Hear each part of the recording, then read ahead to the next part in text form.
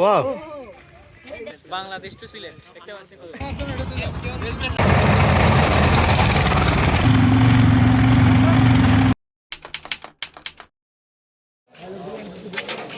এটা হচ্ছে হযরত শাহজালাল রহমতুল্লাহি আলাইহির মাজারে যাওয়ার যেই পথ সেটি।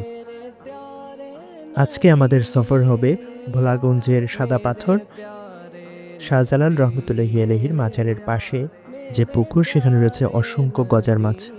এই গজার মাছ দেখতে অনেকটা শোল মাছের মতো, তবে আকারে শোল মাছের চেয়ে বড় হয়ে থাকে।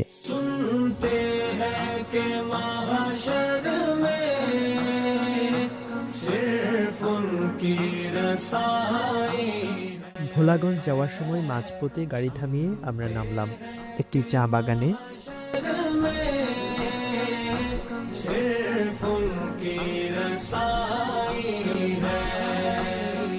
কয়েকশত ছবি তোলার পরে আবারও যাত্রা ভোলাগঞ্জের দিকে।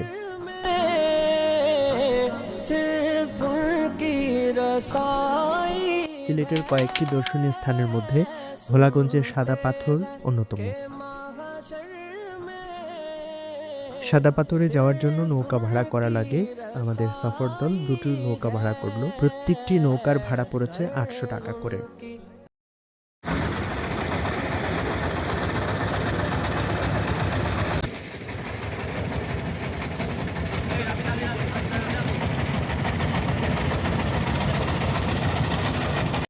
দূরে যে পাহাড়গুলো দেখতে পাচ্ছেন সেগুলো হচ্ছে ভারতের মেঘালয়ের পাহাড়।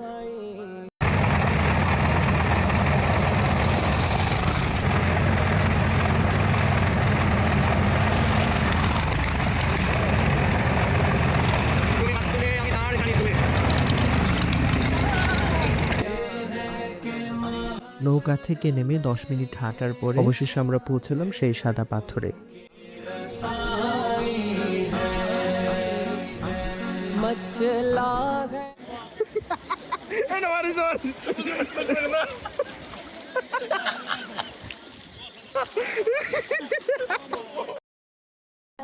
সাদা পাথরে পৌঁছে আমরা সবাই নেমে পড়লাম পানিতে। ঠান্ডা ঠান্ডা পানিতে গোসল ছিল অসাধারণ।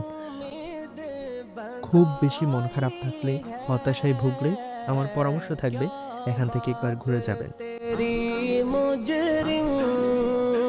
আবারও কয়েকশত ছবি তোলার পরে আমরা জোহরের নামাজ পড়লাম একেবারে বর্ডারের পাশে বিজিবির যে মসজিদ আছে সেখানে।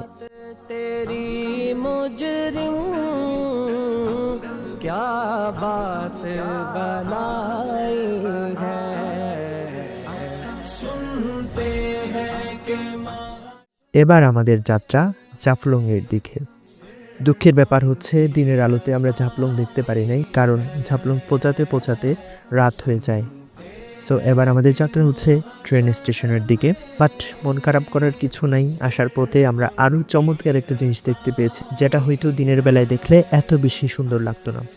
জাফলং থেকে আসার সময় আমরা দেখতে পেলাম হরিপুরের সেই বিখ্যাত আগুন পাহাড়। 1955 সালে পাকিস্তান পেট্রোলিয়াম লিমিটেড এখানে গ্যাসের সন্ধান পায়। তারা গ্যাস উত্তোলনের জন্য কূপ খনন করে, কিন্তু গ্যাসের উচ্চ চাপের কারণে বিশাল বিস্ফোরণ ঘটে এবং বিস্ফোরণের কারণে আশেপাশের পাহাড় ও টিলাগুলোতে গ্যাস ছড়িয়ে পড়ে, যার কারণে এখানে যে কোনো মৌসুমে, শীতকালে বলেন বর্ষাকালে বলেন, সবসময় আগুন জ্বলতে দেখা যায়। রাত 9টায় আমরা রেল স্টেশনে পৌঁছালাম। আমাদের ট্রেন ছিল 10টায়, রাত 9টায় আমরা রেল স্টেশনে পৌঁছালাম। সারা রাত ট্রেনে চড়ার পরে সকাল 6টা 12 মিনিটে আমাদের ট্রেন চট্টগ্রাম রেল স্টেশনে এসে পৌঁছায়। তো এই ছিল আমাদের সিলেটের সফর। আসসালামু আলাইকুম।